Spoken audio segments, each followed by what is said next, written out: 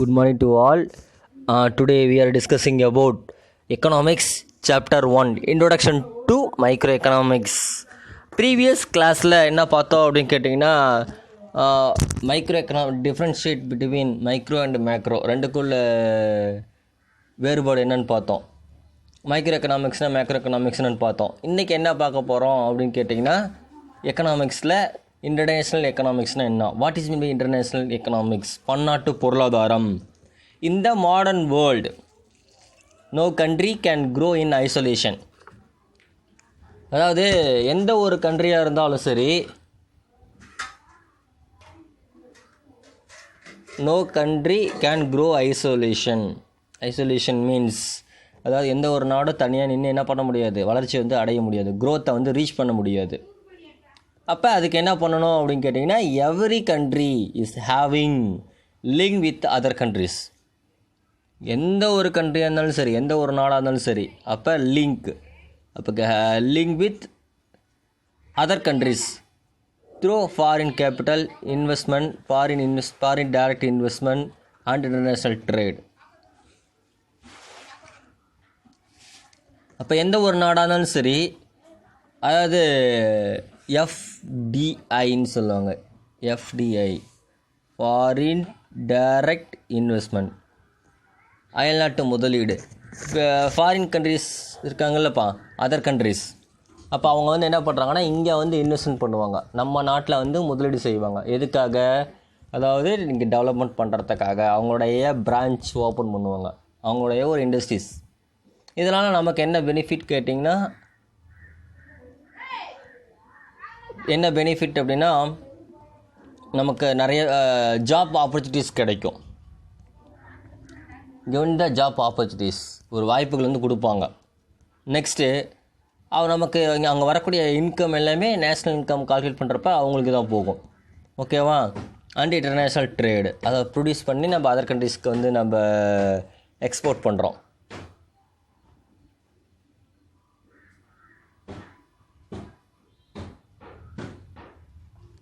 Public finance, பொதுநிதி பொருளாதாரம்னு சொல்லுவான். Public finance is concerned with the income or revenue raising and expenditure including activities of the public authorities.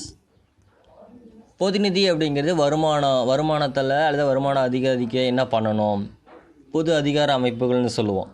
அதாவது including activities of the public authorities. Government என்ன பண்ணலாம் அப்படின்னு கேட்டிங்கன்னா, public அரசு அவங்க என்ன பண்ணலாம், பொதுவாக இருக்கக்கூடிய கவர்மெண்ட். அப்போ நம்ம இன்கம் ஆர் ரெவன்யூ, இன்கம்னாலும் ஒன்று தான் அல்லது ரெவன்யூனாலும் ஒன்று தான், வருமானம்னு சொல்லுவாங்க. வருவாய்னா என்ன, வருமானம், இன்கம். அப்போ நமக்கு கிடைக்கக்கூடியது ஏன் பண்ணுறோம், ரெவன்யூ. அப்போ ரைசிங், இன்க்ரீஸ் ஆகுது. இன்க்ரீஸ்னாலும் ஒன்று தான், ரைசிங்னாலும் ஒன்று தான்.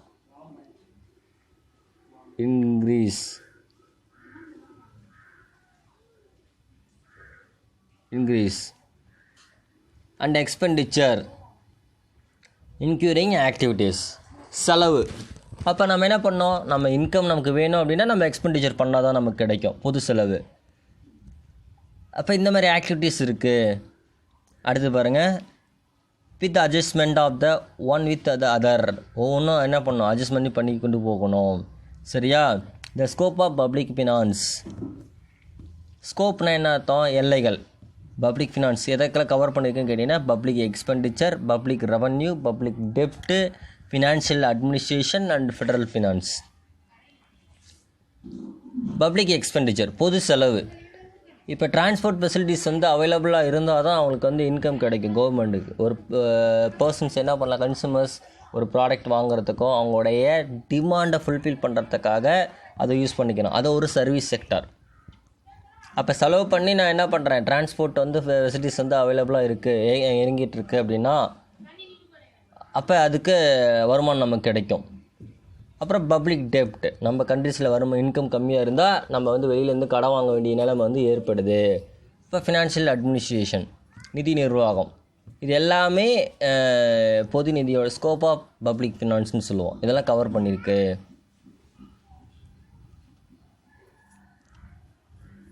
Development economics, what is mean development, வளர்ச்சி பொருளாதாரம். The countries have been classified into developed, developing, and underdeveloped or backward கண்ட்ரிஸ்ன்னு சொல்லுவாங்க. அதாவது இதுக்கு பாருங்கள்,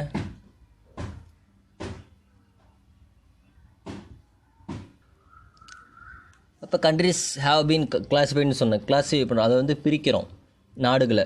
countries developed countries, developed means முன்னேற்றம் அடைந்த நாடுகள் அப்படின்னு நம்ம சொல்லுவாங்க.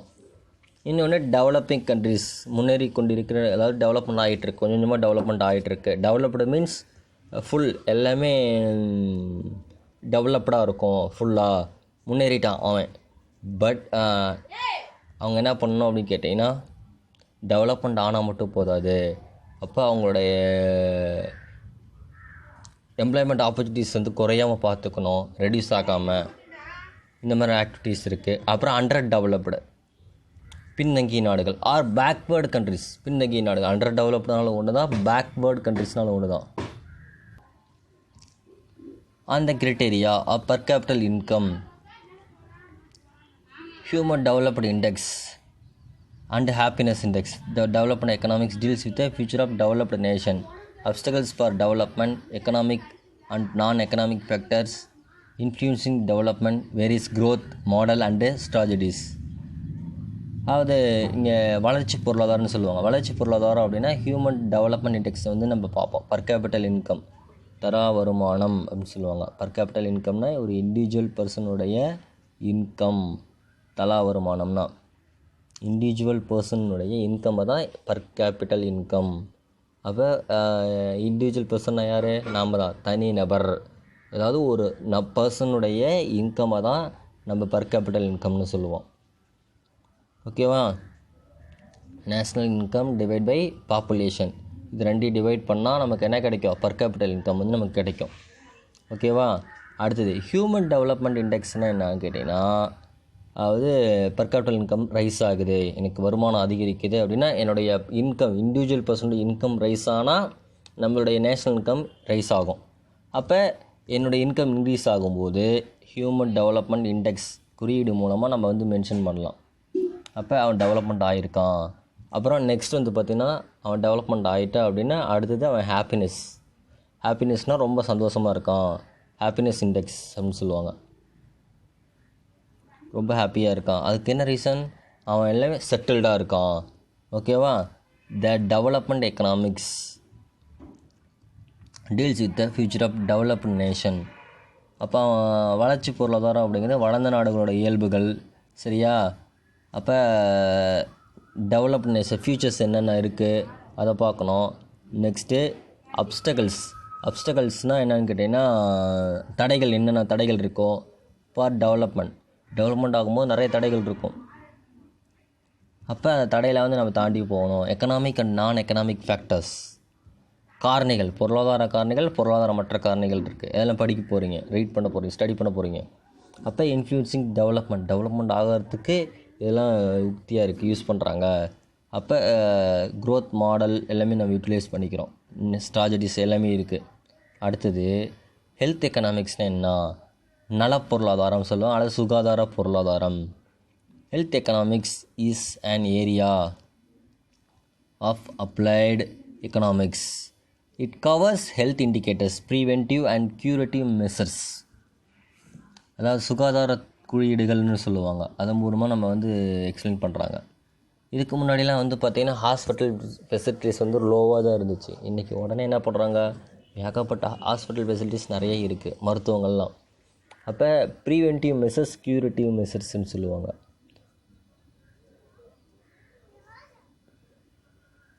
நோய் தீர்க்கக்கூடிய நடவடிக்கைகள், மருத்துவ ஆராய்ச்சி, இந்த மாதிரி இருக்கும். And education, rural health mission, drug price control, சரியா? அதாவது மருந்து விலை கட்டுப்பாடு, நியூ நேட்டல் கேர், அதாவது குழந்தைகள் பாதுகாப்பு, சரியா? மகப்பேறு, குழந்தைகள் சுகாதாரம். அப்போ child health, budgetary allocation for health extra. இதுக்கெல்லாம் என்ன பண்ணுறாங்கன்னா, பட்ஜெட்டை வந்து வரவு செலவுன்னு சொல்லுவாங்க. Budget means revenue and expenditure. அப்போ ரெவன்யூ இருந்தால் தான் நம்ம எக்ஸ்பெண்டிச்சர் பண்ண முடியும். ரெவன்யூ இருக்கும்போது இதுக்கு வந்து எக்ஸ்பெண்டிச்சர் பண்ணுறாங்க, இதை பார்த்துக்கிறதுக்காக. நிறைய இடத்துல ஹாஸ்பிட்டல் ஃபெசிலிட்டிஸ் வந்து க்ரியேட் பண்ணுறாங்க. குழந்தைங்களை எல்லாத்தையும் பீப்புள்ஸ் எல்லாமே சுகாதாரமாக வச்சுக்கிறாங்க. அப்போ எந்த ஒரு டிசீஸும் வந்து நம்ம என்ன பண்ணோம், சுகாதாரம் இது வந்து இப்போ ஹெல்த் எக்கனாமிக்ஸ் நம்ம சொல்கிறோம். ஹெல்த் மீன்ஸ் நம்மளை வந்து ப்ரொடெக்ட் பண்ணுறது. அடுத்தது environmental economics. Environmental economics means depletion of. Environmental economics சுற்றுச்சூழல் பொருளாதாரம். டீப்ளேஷன் ஆஃப் நேச்சுரல் ரிசோர்ஸஸ், இந்த இயற்கை வளங்களை சுரண்டி எடுக்கிறாங்க. Stock and pollution result from rapid economic development. அப்போ ரேபிட் எக்கனாமிக் க்ரோத்தை வந்து நம்ம விரைவாக குயிக்காக வந்து நம்ம எக்கனாமிக் டெவலப்மெண்ட் பண்ணணும். அப்படிங்கிறதுனால ரிசோர்ஸை வந்து நம்ம யூஸ் பண்ணுறோம். அழிக்கிறாங்க நிறையா இயற்கை வளங்களை, சுரண்டி எடுக்கிறாங்க. டீப்ளேஷன். அப்போ அந்த பொல்யூஷன் அஃபெக்ட் பண்ணது எதனால்? சரியா? அப்போ நம்ம என்ன பண்ணணும்னு கேட்டிங்கன்னா, hence the need for study of environmental economics. நம்ம சுற்றுச்சூழல் பொருளாதாரம் வந்து படிக்கிறது ரொம்ப யூஸ்ஃபுல்லாக இருக்குது. அது ஆராய்ச்சி பண்ணுறாங்க. Of environmental economics which analyse means research பண்ணுறோம் த இன்ட்ரிகேட்டட் ரிலேஷன்ஷிப் பிட்வீன்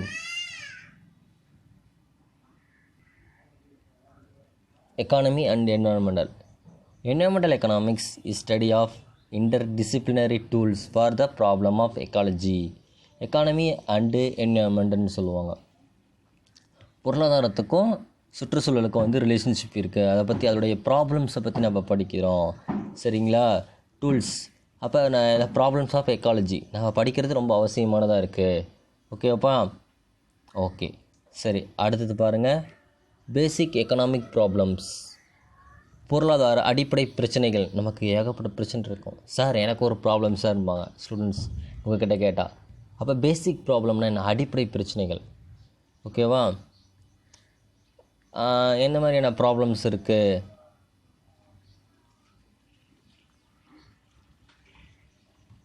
அப்படின்னு சொல்லிட்டு பார்க்க போகிறோம். If resources are abundant and wants are so few. ரிசோர்ஸை பொறுத்த வரைக்கும் நமக்கு அபுனண்ட் கிடச்சிட்டே இருக்குது, ஏராளமாக இருக்குது. ஆனால் இன்னும் எக்கனாமிக் ப்ராப்ளம், பொருளாதார பிரச்சனைகள் வந்து இருக்கிறது இல்லை. தேவைகள் வந்து சில தான். Wants are few.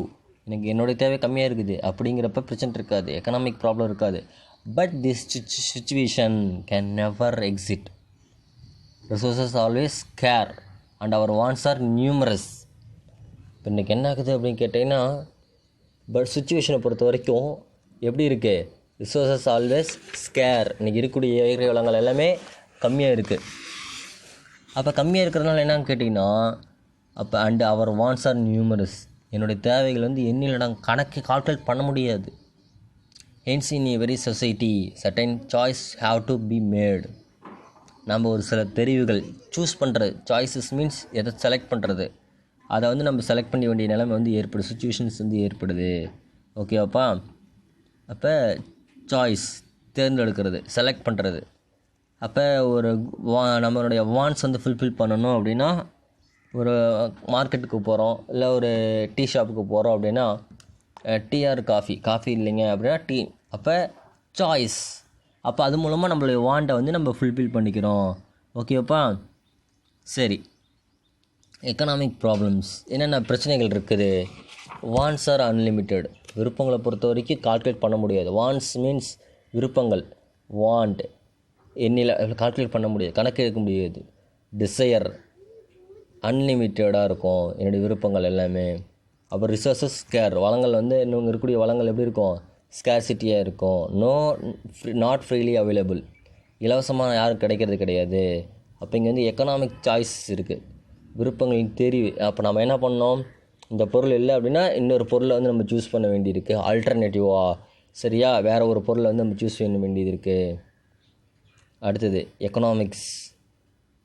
How the people use scarce resources to satisfy unlimited wants. என்னுடைய விருப்பங்களை பொறுத்த வரைக்கும் கால்குலேட் பண்ணவே முடியாது, ஏகப்பட்டது இருக்கும். எனக்கு ரொம்ப ஹங்கரி, ரொம்ப பசியாக இருக்கேன், ஃபுட் ஈட் பண்ணிட்டேன், மறுபடியும் பசி எடுக்க ஆரம்பிக்கும், வேறு ஸ்நாக்ஸ் சாப்பிட்லாம் போலன்னு இருக்கும். அப்போ என்னுடைய வாண்ட்ஸ் என்னவாக இருக்கும்? மறுபடியும் க்ரியேட் ஆகிட்டே இருக்கும் விருப்பங்கள், செகண்ட் டு அகைன். ஓகேவா? சரி, ஓகேப்பா. நெக்ஸ்ட் கிளாஸ் சரி பார்க்க கவனிங்க. Want and how much to produce. விருப்பங்கள், என்ன உற்பத்தி பண்ணலாம். வாட் யூ ப்ரொடியூஸ் அப்படின்னு சொல்லுவாங்க, அல்லது what and how much to ப்ரொடியூஸ்ன்னு கேட்பான் question. Basic problem. What you produce, how, what quantity ஓகேவா. ஹூம் டு ப்ரொடியூஸ், இதெல்லாம் யாருக்கு ப்ரொடியூஸ் பண்ணணும், எப்படி ப்ரொடியூஸ் பண்ணணும் அப்படிங்கிறது தான் இது வந்து பேசிக் ப்ராப்ளமாக இருக்குது, எக்கனாமிக் ப்ராப்ளம்னு சொல்கிறோம். சரியா. அப்போ வாட் டு ப்ரொடியூஸ், யாருக்கு ப்ரொடியூஸ் பண்ணுறோம், நம்மளுடைய கன்சூமர்ஸ்க்காக ப்ரொடியூஸ் பண்ணுறோம், பீப்புளுக்காக. What to produce, how to produce, எப்படி உற்பத்தி பண்ணலாம், ஹூம் டு ப்ரொடியூஸ், யாருக்கு உற்பத்தி பண்ணலாம். சரிங்களா. இதுதான் பேசிக் எக்கனாமிக் ப்ராப்ளம்ஸ்ன்னு நம்ம சொல்கிறோம். பொருளாதாரத்துடைய அடிப்படை பிரச்சனைகளாக இருக்குது. அப்போ என்ன ப்ரொடியூஸ் பண்ணால், ஃபுட் ஆர் வெப்பன், உணவு உற்பத்தி பண்ணலாமா இல்லை வெப்பன் ப்ரொடியூஸ் பண்ணலாமா, இது கொஷின்ஸ். அப்போ ஃபுட்டு வந்து நமக்கு தேவைப்படுது, வெப்பன் நமக்கு தேவைப்படுது. ஃபுட் எதுக்கு, நம்ம எனர்ஜெட்டிக்காக இருக்கணும் அதுக்காக. வெப்பன் எதுக்கு, நம்மளை ப்ரொடெக்ட் பண்ணுறதுக்காக, பாதுகாக்கிறதுக்காக. ஓகேவா. சரி. அப்போ இந்த மாதிரி இருக்கக்கூடிய இதெல்லாம் சொசைட்டியில் இருக்கக்கூடிய ப்ராப்ளம்ஸ்ன்னு சொல்லுவாங்க. என்னது, பிரச்சனைகள், சமுதாயத்தில் இருக்கக்கூடிய அடிப்படை பேசிக் எக்கனாமிக் ப்ராப்ளம்.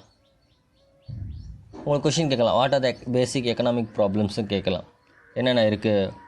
அப்போ what to produce, how to produce, whom to ப்ரொடியூஸுங்கிறதுனால ஓகே உங்களுக்கு. அப்போ every society must decide on what goods it will produce or and how much of this it will produce. இந்த process the crucial decision include, ஒரு மிகப்பெரிய ஒரு பிரச்சனையாக இருக்குது, தீர்மானிக்க வேண்டியதாக இருக்குது. யாருக்கு ப்ரொடியூஸ் பண்ணலாம், எப்படி ப்ரொடியூஸ் பண்ணலாம், என்ன ப்ரொடியூஸ் பண்ணலான்னு சொல்லிட்டு. சரியா.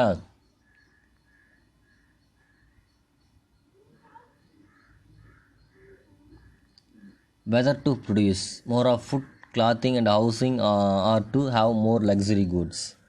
உணவு உற்பத்தி பண்ணலாமா, இல்லை வந்து கிளாத்து ப்ரொடியூஸ் பண்ணலாமா, இல்லை ஹவுசிங் வீட்டு பொருட்களை உற்பத்தி பண்ணலாமா, இல்லை மோர் லக்ஸரி குட்ஸ் ஆடம்பர பொருட்களை வந்து உற்பத்தி பண்ணலாமா. சரியாப்பா. இது எல்லாமே பேசிக் எக்கனாமிக் ப்ராப்ளம்ஸ்னு நம்ம சொல்கிறோம். அடுத்தது whether to have more agriculture goods or to have industrial goods and services. இப்போ அக்ரிகல்ச்சர் குட்ஸ்னால் விவசாய பொருட்களை உற்பத்தி பண்ணலாமா, இல்லை இண்டஸ்ட்ரியல் குட்ஸ் தொழிற்சாலை பொருட்களை வந்து உற்பத்தி பண்ணலாமா, எப்படி உற்பத்தி பண்ணலாம். அடுத்து whether to use more resources in education and health or to use more resources in military services. இப்போ வளங்களை வந்து என்ன பண்ணோம், அதிகமாக கல்வி சுகாதாரத்துக்கு வந்து பயன்படுத்த, எஜுகேஷனுக்கு பயன்படுத்தலாமா, ஹெல்த்துக்கு பயன்படுத்தலாமா, அப்போ மிலிட்ரி சர்வீஸ்க்கு வந்து பயன்படுத்தலாமா, இராணுவத்துக்கு.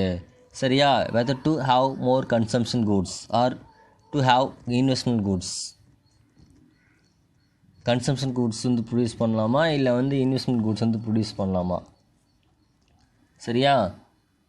அடுத்து whether to spend more on basic education or higher education. நம்ம எதுக்கு செலவு பண்ணணும், எக்ஸ்பெண்டிச்சர் பண்ணணும், எதுக்கு நம்ம டைம் ஸ்பெண்ட் பண்ணணும், எஜுகேஷனுக்கு, பேசிக் எஜுகேஷனுக்கா இல்லை ஹையர் எஜுகேஷனுக்கா. அப்போ இந்த மாதிரி டெசிஷன் எடுக்க வேண்டிய நிலைமை வந்து இருக்குங்க. இதெல்லாம் economic problem. What to produce, how to produce, for whom to produce. உனக்கு கொஷின் கேட்கலாம், அது எக்கனாமிக் ப்ராப்ளம்னு கேட்டாங்களா. பேசிக் ப்ராப்ளம்னாலும் ஒன்று தான், எக்கனாமிக் ப்ராப்ளம்னாலும் ஒன்று தான். அப்போ இந்த கொஷினுக்கு இதுதான் ஆன்சர். ஓகேப்பா. ஓகே. நெக்ஸ்ட் கிளாஸில் வந்து பார்த்திங்கன்னா என்ன பார்க்க போகிறோம்னா, ஹவு டு ப்ரொடியூஸ் வந்து பார்க்க போகிறோம். ஓகேவா. ஓகே, தேங்க்யூ, பாய். நெக்ஸ்ட் கிளாஸில் வந்து பார்க்கலாம்ப்பா.